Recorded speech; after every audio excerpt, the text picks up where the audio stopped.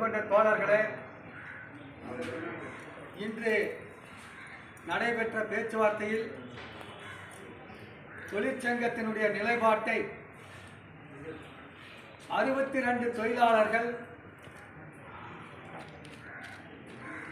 ஒரே நாளில் 3/10/2023 அன்று நிர்வாகம் தொழிற்சங்கத்தை சீர்குலைக்க வேண்டும் என்ற நோக்கத்தோடு வேலை நீக்கம் செய்தது. கொத்தாக ஒரே நாளில் சங்க உறுப்பினர்களை வேலையில் இருந்து தூக்கியது தொழிலாளர் விரோத போக்காகும். அதை எதிர்த்து மற்ற சங்க உறுப்பினர்கள் ஒரு நாள் உள்ளிருப்பு வேலை நிறுத்தம்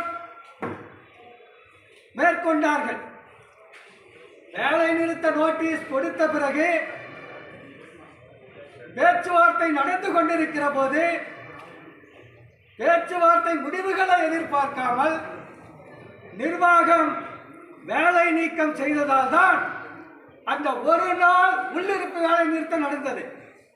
அடுத்த நாள் தொழிலாளர்கள் வேலைக்கு செல்லுகிற போது பாராகோட் நிர்வாகம் அந்த தொழிலாளிகளையும் வெளியே சேர்த்து நிறுத்தியது. 110 தொழிலாளர்கள் தொடர்ந்து போராடிய பிறகு அண்டர்டேக்கிங் வாக்குறுதி கடிதத்தை கையொப்பம் பெற்றுக்கொண்டு நிரந்தர தொழிலாளர்களை எடுத்துக்கொண்டார்கள்.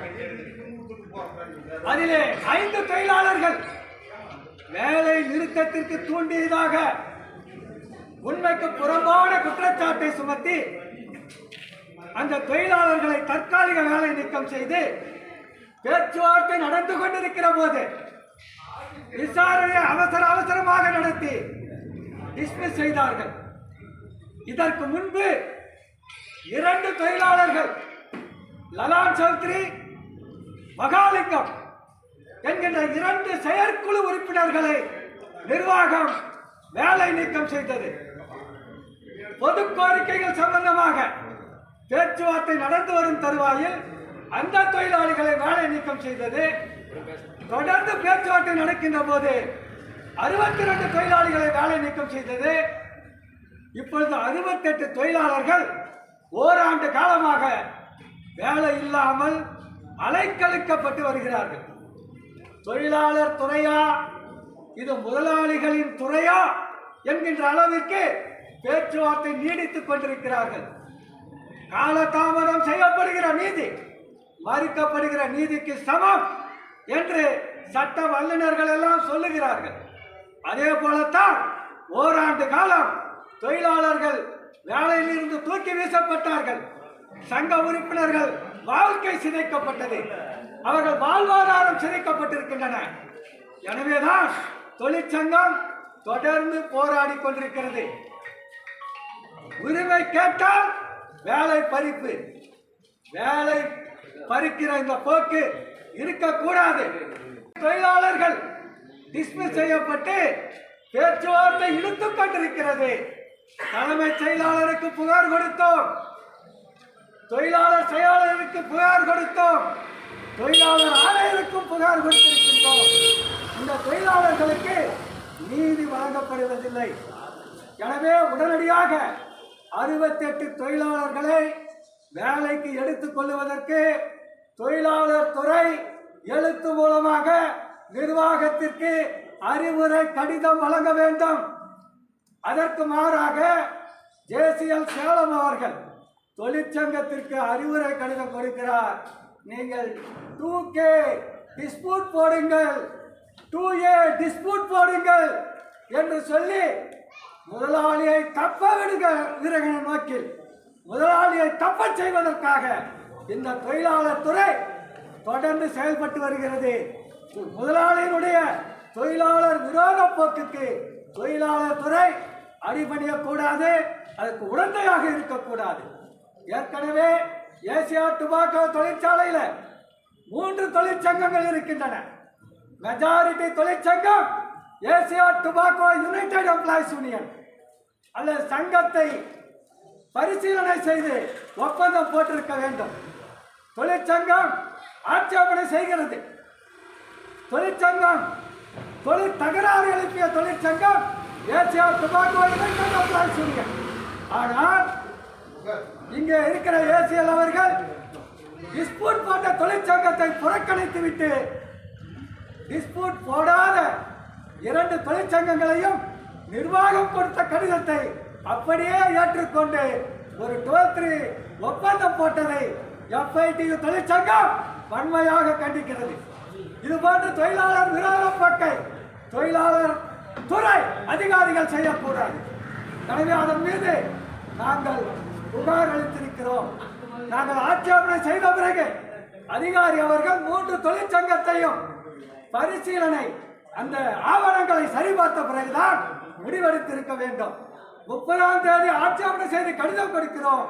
30/12/2023 ஆட்சேபனை செய்து கடிதம் கொடுக்கிறோம். ஆனால் அதே நாளில் ஒப்பந்தம் போடப்படுகிறது. அவசரமாக ஒப்பந்தம் போடப்படுகிறது.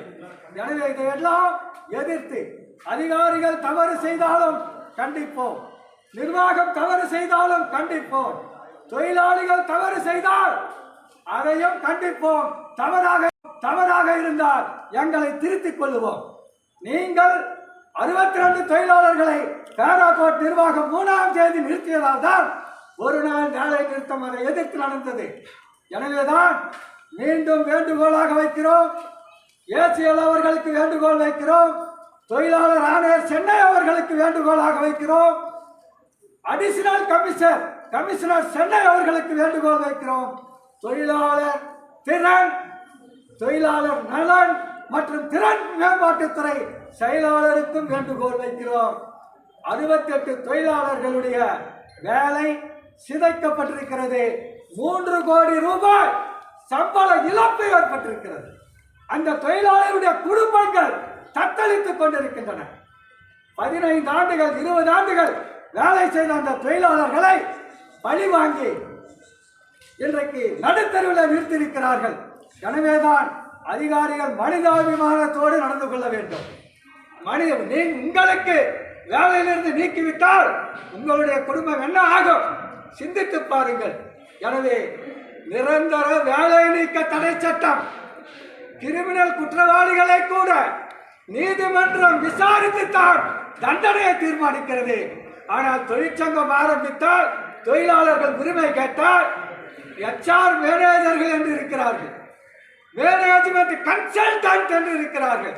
அவர்கள் சொல்லுகிறார்கள், நீங்கள் வேலையை விட்டு தூக்கி விடுங்கள், மீது நாங்கள் பார்த்துக் கொள்கிறோம் என்று. இனி வரக்கூடிய காலத்தில் நிரந்தர வேலை நீக்க தடை சட்டம் வேண்டும். ஒப்பந்த தொழிலாளர் முறை சட்டம் ஒழிக்கப்பட வேண்டும். நேரடியாக பணி நியமனம் வழங்கும் விதமாக தமிழக முதல்வர் நடவடிக்கை எடுக்க வேண்டும். அதற்கான கோரிக்கைகளை வரக்கூடிய காலத்தில் அனைத்து தொழிற்சங்கங்களும் இணைந்து சேர்ந்து போராட வேண்டும். இன்று நடைபெற்ற பேச்சுவார்த்தை நல்லதாக நடக்க வேண்டும். 68 தொழிலாளர்களும் வேலைக்கு செல்லக்கூடிய வகையிலே ஏசிஎல் அவர்கள் நடவடிக்கை எடுக்க வேண்டும். எழுத்து மூலம் நிர்வாகத்திற்கு அறிவுரை வழங்க வேண்டும் என கேட்டுக்கொண்டு இன்றைய பேச்சுவார்த்தை மீண்டும் இது சம்பந்தமாக தொடரக்கூடாது. மற்ற கோரிக்கைகள் சம்பந்தமாக நாங்கள் பேசி தீர்த்துக் கொள்கிறோம். ஆனால் 68 தொழிலாளர்களுக்கும் உடனடியாக வேலை வழங்கப்பட வேண்டும். பின் சம்பளத்தோடு வேலை வழங்கப்பட வேண்டும். அதற்கான நடவடிக்கையை ஏசிஎல் அவர்கள் எடுக்க வேண்டும் என அவர்களை வேண்டி கேட்டுக்கொண்டு இந்த பேச்சுவார்த்தை நல்லபடியாக இன்றைக்கு முடிந்திருக்கிறது. நல்லதை நினைப்போம், நல்லதை எதிர்நோக்கி செயல்படுவோம், நிர்வாகத்திற்கும் ஒத்துழைப்பு கொடுப்போம், உற்பத்தியை பெருக்குவோம், தொழிலை பாதுகாப்போம், தொழிலாளர்களுடைய நலன்களையும் பேணி பாதுகாப்போம் என்பதை தெரிவித்துக் கொண்டு என்னுடைய பேட்டியை தொழிலாளர் துறை அலுவலர் முன்பு ஏசிஎல் அலுவலர் அவர்கள் முன்பு என்னுடைய உரையை முடித்துக் கொள்கிறேன்.